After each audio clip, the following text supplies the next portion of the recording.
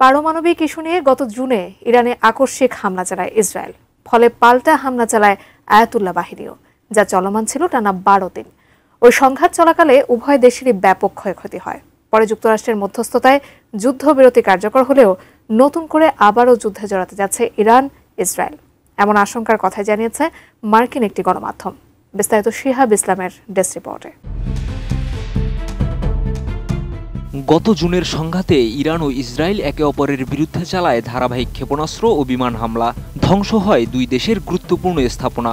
বিশেষ করে ইসরায়েল ও যুক্তরাষ্ট্রের যৌথ হামলায় ক্ষতিগ্রস্ত হয় ইরানের পারমাণবিক স্থাপনা। কিন্তু এবার পরিস্থিতি আরও ভয়াবহ হতে পারে। চলতি আগস্টের শেষ দিকেই ইসরায়েল বড় ধরনের সামরিক অভিযান শুরু করতে পারে, এমনটাই জানিয়েছেন যুক্তরাষ্ট্রের সাময়িকী ফরেন পলিসি।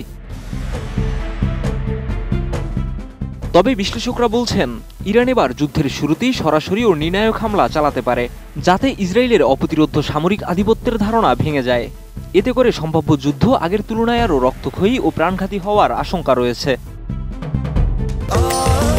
স্বাস্থ্যকর অল টাইম ফ্যামিলি কেক, সব সময় অল টাইম হেলদি লাইফ জড়িয়ে পড়েন। তবে যুক্তরাষ্ট্র এমন এক ভয়াবহ সংঘাতের মুখে পড়তে পারে, যার তুলনায় ইরাক যুদ্ধ তুলনামূলকভাবে ক্ষীণ বলে বিবেচিত হবে।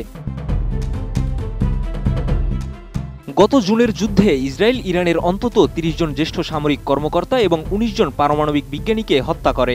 তবে ইরানের পাল্টা হামলায় ইসরায়েলও বড় ধরনের সামরিক ক্ষতির মুখে পড়ে। ক্ষতিগ্রস্ত হয় প্রতিরক্ষা ব্যবস্থাও। রাজনীতিবিদ ও বিশ্লেষকরা বলছেন, ইরান এবার আত্মরক্ষার কৌশল থেকে বের হয়ে সরাসরি হামলার কৌশলে যেতে পারে। পররাষ্ট্রমন্ত্রী আব্বাস আরাকচি জানিয়েছেন, আবার আগ্রাসন হলে ইরান আরও কঠিন প্রতিক্রিয়া জানাবে, যা লুকানো সম্ভব হবে না। অন্যদিকে ইসরায়েলের প্রতিরক্ষা মন্ত্রী এবং সেনাপ্রধান বলেছেন, জুনের যুদ্ধ ছিল কেবল শুরু, এখন সংঘাতের নতুন অধ্যায় শুরু হবে। তাদের মূল লক্ষ্য ইরান যেন আবার ক্ষেপণাস্ত্র বা প্রতিরক্ষা সক্ষমতা গড়ে তুলতে না পারে। তাই বিশ্লেষকরা বলছেন, ট্রাম্প এবার দুটো পথের মুখোমুখি: পূর্ণাঙ্গ যুদ্ধে জড়িয়ে পড়া অথবা সরাসরি ও দৃঢ়ভাবে সরে দাঁড়ানো। তবে এখন পর্যন্ত তিনি ইসরায়েলের চাপের বিরুদ্ধে কার্যকর প্রতিরোধ দেখাতে পারেননি। ফলে আগামী কয়েক মাসে মধ্যপ্রাচ্যে আবারও এক পূর্ণমাত্রার যুদ্ধের সংখ্যা প্রবল হয়ে উঠছে। ধারণা করা হচ্ছে, এই যুদ্ধ কেবল ইরান ইসরায়েলের দ্বন্দ্বে সীমাবদ্ধ থাকবে না, বরং গোটা মধ্যপ্রাচ্যের ভূরাজনীতিতে বড় ধরনের প্রভাব ফেলতে পারে। শিহাব ইসলাম, এডিএন নিউজ।